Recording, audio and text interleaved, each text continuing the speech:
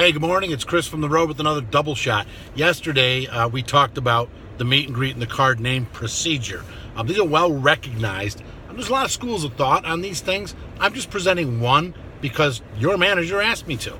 Now, the second step, if you will, on the road to a sale after the meet, greet, card name procedure is really qualification. Really, I need to know what I'm showing this customer, where I'm going to position them in the process. In fact, everything I do is designed to, one, slow the customer down, but number two, it's designed to position the customer to experience some of the techniques that hopefully you and your counterparts have been practicing all these days, weeks, and months, and perhaps years at the dealership.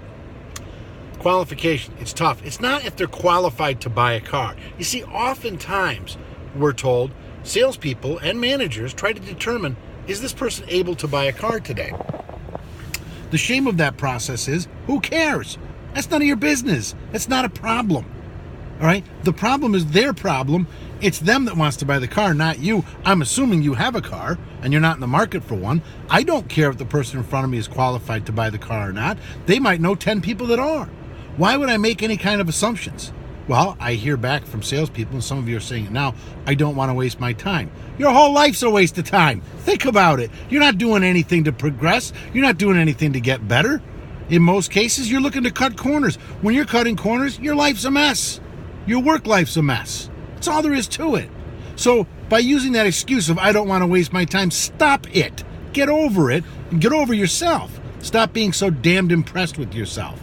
I want you to think about it. You're not a high-powered automotive executive. You're a car salesperson like me, just trying to find the next way to make the next deal a little bit easier so you can get onto the next deal and use the new technique that you've learned. So qualification. Qualification, and David Lewis from David Lewis & Associates, he says this best. The qualifications is to determine where you want to be on the parking lot, not where you want to be in a deal. You'll never be where you want to be in a deal. Nobody walks in with their title. Nobody walks in with their credit score tattooed across their forehead, 816. That doesn't happen. So stop looking for the perfect pitch. I know I'm getting a little upset and yelling at you, but I watch such great talent just go to waste from all these people that get in the car business to quote unquote give it a try. Why don't you go give something else a try and leave this business up to us professionals? I hate it every time a miserable hack salesperson gets an up and burns it because it's one that I or some of my counterparts could have had and really turned into something. It's a shame. It really is. But for those of you that are watching this, hopefully you're not just trying to get better because your boss wants you to. Hopefully you're trying to get better because you want to. So qualification. You're looking for big, you're looking for small. What are you driving now? I don't know. That obviously they're trading it in. So what they're driving now is not working. Is it genius? They're here to get rid of it. So don't ask stupid questions like that. What are you driving now? Do you have a trade? What do you owe on it? Who cares about all that nonsense? That has nothing to do with color, condition, equipment, and all the other things that are going to be on their new vehicle. I want to be like the poster boy for selling them their new vehicle. Get them excited. Hey, folks, if you don't mind me asking, what model did you have in mind? Most likely, they'll tell you the model. Very few customers will come in and say, I want a mid-sized car. That doesn't happen very often. If it does, somebody please videotape it because I've not seen it, and I've been doing this since 1983, since before most of you were even thought of as human beings. And now look at you. Here you are. Almost there.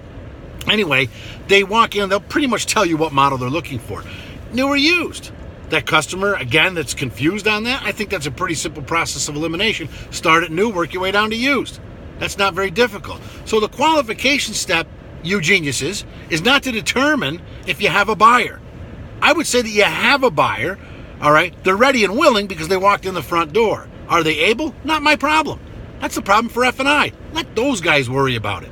All right? Let them do something in this process as opposed to just sit back and reap the rewards. All right, I'm just picking on them. Some of my best friends are finance managers. Okay. Anyway, it comes down to this. Qualification is not about you and making this job easy on you. Qualification is about finding the right vehicle for the right customer at the right time. That means get out in your inventory. Here's the mistake that you're going to make, and people make this mistake. Every day I see this. They meet and greet a customer. They don't quite know what to do, so they did a different greeting this time, and they end up back at their desk. Say, well, come on, let's sit down. We'll talk about it. We'll look at the computer. They start to look at cars that aren't here. How stupid is that? Hey, let's go take a look at a whole bunch of cars that aren't here, and let's do it on the internet. I know for the last 6 months you've been on the internet for 16 hours looking for this next car. Now this genius is going to sit down with you, put you on the computer, and we're going to look at more cars on the internet. Woohoo! I could have stayed home and done that nonsense. This is the kind of crap you got to get out of the car business. This isn't about you. This isn't about your manager. As my grandmother would say, get your head out of your ass, take a deep breath, and look around. It's about the customer. It's not about your desk. It's not about your computer screen. It's not about registering. It's not about gathering information. Chris, we'd like them to put their name in the CRM. Why? If they don't like you, why would you call them back? Why don't you make sure the customer likes you, then put their name in the CRM? There's nothing like garbage in, garbage out, and that's what CRMs are loaded with. Managers tend to work for the tool. You know what that means? Working for the tool? I bought a new screwdriver for the guys in the shop. They immediately took it and put it in the vise. Then they picked up the car and set it on top of the screwdriver and started to spin the car. That, ladies and gentlemen, is called working for the tool. That's what your managers are doing. Some of your managers are tools. But anyway, your managers are working for the tool. Well, you just got to put their name in a CRM so we can follow them up. First of all, follow-up is the worst it can possibly be in the car business. That's why you guys had to create a BDC. You're not going to follow anyone up. So why play the game? Get the customer out in the inventory. Those are the life-size brochures. That's where the excitement is. That's where the money is. Get them out in the inventory. It's another double shot from the road. By the way, it is 5 degrees below zero here in Ohio. This is a damned state. I don't want to come back. Take care.